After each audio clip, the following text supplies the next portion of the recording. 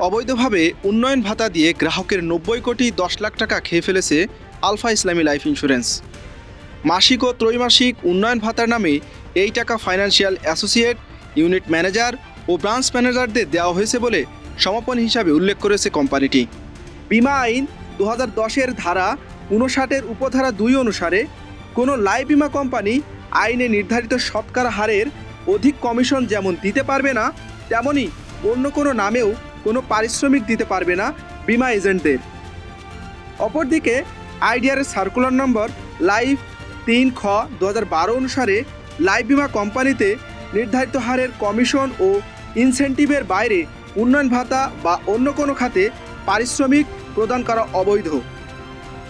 অনুসন্ধানে জানা যায়, প্রথম বর্ষ মাসিক উন্নয়ন ভাতা এফএ থেকে বিএম এবং প্রথম বর্ষ ত্রৈমাসিক উন্নয়ন ভাতা এফএ থেকে বিএম নামে দুটি বিশেষ খাত তৈরি করে উন্নয়ন কর্মকর্তাদের বেতন ভাতা প্রদানের সেলস পলিসি মেমোরেন্ডাম নামে অফিসিয়াল সার্কুলার জারি করে আলফা ইসলামী লাইফ। ৩১ ডিসেম্বরের তথ্য অনুসারে এই দুটি খাতে বিগত ৪ বছরে এফএ, ইএম এবং বিএম তথা উন্নয়ন কর্মীদের নামে গ্রাহকের ৯০,৯৯,৮৮৪ টাকা খরচ করেছে আলফা ইসলামী লাইফ।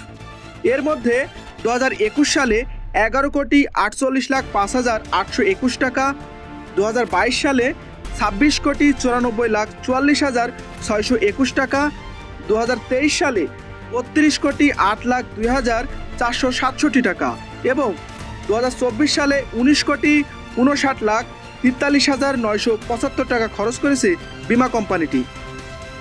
বিমা বিশেষজ্ঞদের মতে, আইনে নির্ধারিত খাতের বাইরে এ ধরনের ব্যয় বেআইনি। এই অর্থ লাইফ ফান্ডে থাকলে কোম্পানির আর্থিক সক্ষমতা বাড়ত এবং ভবিষ্যতে গ্রাহকের বোনাসও বৃদ্ধি পেতে পারত। তাই এই ব্যয়ের প্রভাব সরাসরি পলিসি গ্রাহকদের স্বার্থের উপর পড়েছে। দর্শক, এখন প্রশ্ন একটাই, যদি আইনে এমন ব্যয় নিষিদ্ধ থাকে তাহলে ৪ বছর ধরে প্রায় ৯০ কোটি টাকা কিভাবে এই খাতে ব্যয় হলো? আর নিয়ন্ত্রক সংস্থার নজরে এই বিষয়টি এতদিন এলো না কেন? এই প্রশ্নগুলোর উত্তরই এখন জানতে চাই দেশের লাখো বিমা গ্রাহক।